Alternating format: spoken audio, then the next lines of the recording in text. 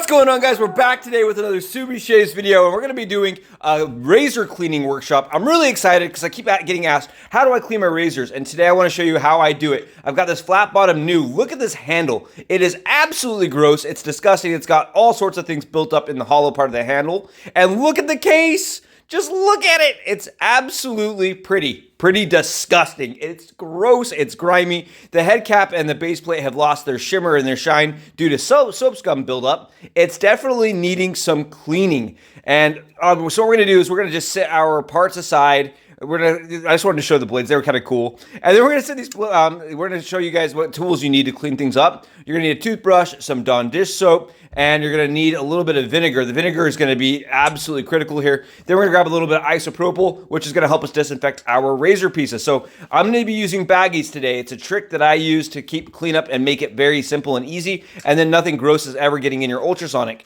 We're going to set our razor cap, base plate, and handle into the baggie and let them sit in the vinegar, or the isopropyl, excuse me, and let them kind of just soak. I usually will do this overnight and just let those parts completely disinfect. Then what we're going to do is we're going to grab our ultrasonic and we're going to fill it up with some boiling hot water. Okay, really hot water. And we're going to fill it up about 75% of the way. About 75% of the way. Then what we're going to do is we're going to fill this baggie up with our cleaning solution. We're going to grab some Dawn dish soap. We're going to fill that up with about a tablespoon, just like that. Then we're going to grab our vinegar, and we're going to fill the vinegar up inside the bag with probably another tablespoon. Just like that. It's super easy. Then grab your part that needs to be cleaned, aka this nastiness. We're going to throw it in this bag, and we're just going to let that case kind of get fully immersed, and then we're going to add a little bit of water. Just a little bit of water, and add that to our ultrasonic. We're going to hit start, and I've got to dip out. I'll be right back. And I just grabbed some flits, polishing. I want to mention this can remove your base plate on, or your coatings on your razors. It can ruin the razor and it can damage the surface. So I don't always recommend flits, but this process and this project's going to need it just to give it that extra top shine and extra little bit of polish. Flits is an amazing product. You just don't want to use a lot of pressure, and you want to use it sparingly and cautiously. So what I did is I dried off the part after it came out of the ultrasonic. I threw another part in. And you can see this base plate is ready to have that like kind of scrubby dub action with the toothbrush. We're going to grab our handle, wash it off so the ISO is not all over it, and we're going to throw it back into the baggie and go from there. You can see it's already starting to get clean just from having the ISO soak. Again, we're going to grab our toothbrush. We're going to just quickly scrub it off, and look at how easy and shiny this came out. Absolutely beautiful, but I don't want to stop there. I'm going to grab a little bit of flits, and we're going to just take that polish up one extra notch. Again, we're going to use a very light hand, light touch. It doesn't take a lot to make it shine like a mirror. Absolutely beautiful, and again, this will remove coating if not done properly, and I don't always recommend it, but it worked really good in this case.